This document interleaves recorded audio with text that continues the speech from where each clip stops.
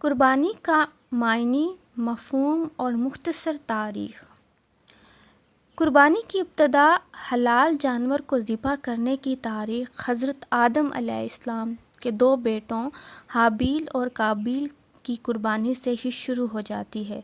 یہ سب سے پہلی قربانی تھی۔ اللہ تعالیٰ کا ارشاد ہے، اور آپ اہل کتاب کو آدم کے دو بیٹوں کا واقعہ صحیح طور پر پڑھ کر سنا دیں، جب ان میں سے ہر ایک نے اللہ تعالیٰ کے لیے کچھ نیاز پیش کی، تو ان میں سے ایک کی نیاز قبول ہوگی اور دوسرے کی قبول نہیں کی گئی۔ حضرت ابن عباس رضی اللہ عنہ سے روایت ہے کہ ہابیل نے مینڈے کی قربانی کی اور قابیل نے کھیت کی پیداوار میں سے کچھ غلہ صدقہ کر کے قربانی پیش کی۔ اس زمانے کے دستور کے مطابق آسمانی آگ نازل ہوئی اور ہابیل کے مینڈے کو کھا لیا، قابیل کی قربانی کو چھوڑ دیا۔ اس سے معلوم ہوا کہ قربانی کا عبادت ہونا حضرت آدم علیہ السلام کے زمانے سے ہے اور اس کی حقیقت تقریباً ہر ملت میں رہی۔ البتہ اس کی خاص پہچان حضرت ابراہیم علیہ السلام اور حضرت اسماعیل علیہ السلام کے واقعے سے ہوئی۔ اسی کی یادگار کے طور پر امت محمدی پر قربانی کو واجب قرار دیا گیا۔ قربانی کی حقیقت قرآن مجید کی روشنی میں قرآن مجید تقریباً نصف درجن آیات مبارکہ میں قربانی کی حقیقت و حکمت اور فضیلت بیان کی گئی ہے۔ سورہ حج میں اللہ تعالیٰ کا ارشاد ہے، اور ہم نے تمہارے لیے قربانی کے اونٹوں کو عبادت الہی کی نشانی اور یاد مقرر کیا۔ ان میں تمہارے لیے اور بھی فائدے ہیں، سو تم ان کو ذبح کرتے وقت قطار میں کھڑا کر کے ان پر اللہ کا نام لیا کرو، اور پھر جب وہ اپنے پہلو پر گر پڑیں تو ان کے گوشت میں سے تم خود بھی کھانا چاہو تو کھاؤ اور فقیر کو بھی کھلاؤ، خواہ وہ صبر سے بیٹھنے والا ہو یا سوال کرتا پھرتا ہو۔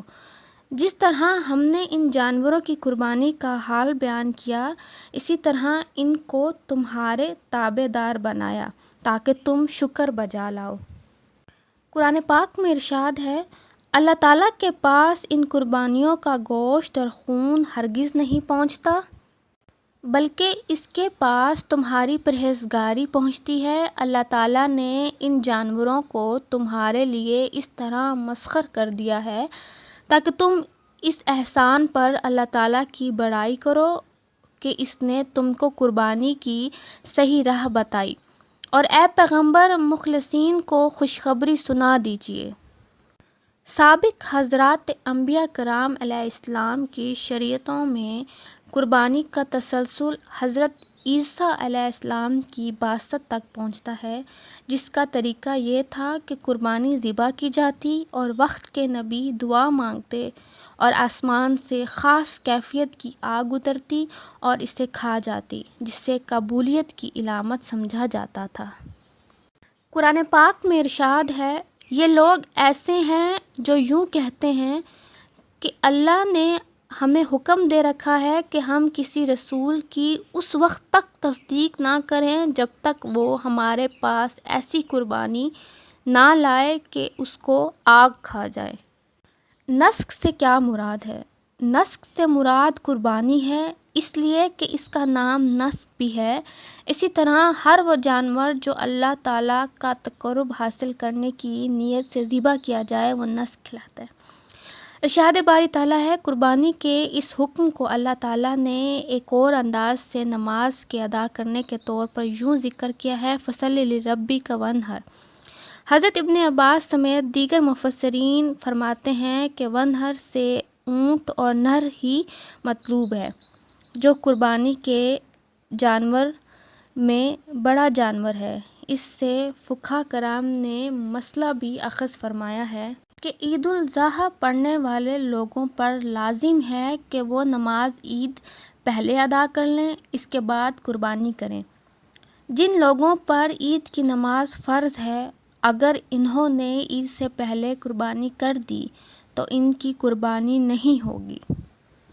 قرآن مجید میں ارشاد ہے، یہ سب آنے والے اپنے اپنے فائدوں کی غرض سے پہنچ جائیں اور تاکہ قربانی کے مقررہ دنوں میں خدا کا نام دیں جو خدا نے ان کو عطا کیے ہیں، سوائے امت محمدی۔ تم ان قربانیوں میں سے خود بھی کھانا چاہو تو کھاؤ اور مصیبت زدہ محتاج کو کھلاؤ۔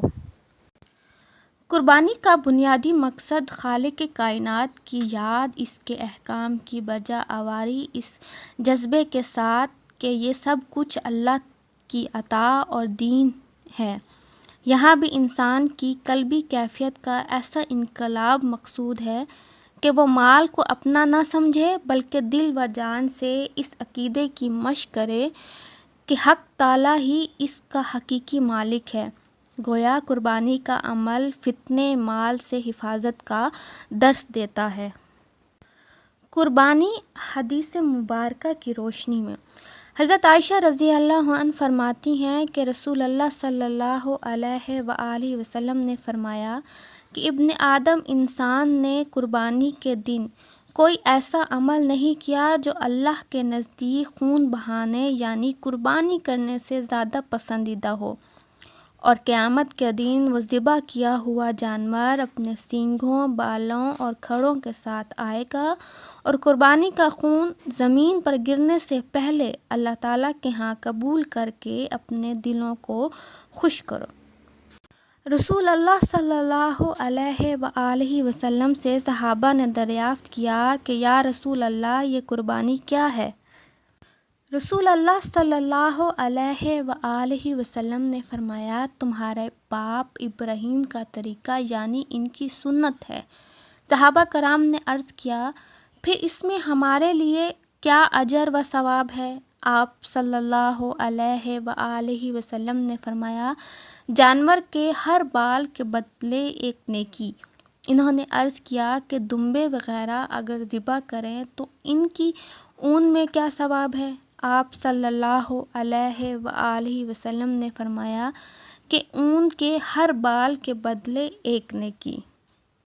رسول اللہ صلی اللہ علیہ وآلہ وسلم نے عید الاضحیٰ کے دن ارشاد فرمایا، آج کے دن کسی آدمی نے خون بہانے سے زیادہ افضل عمل نہیں کیا، ہاں اگر کسی رشتہ دار کے ساتھ حسن سلوک اس سے بڑھ کر ہو تو ہو۔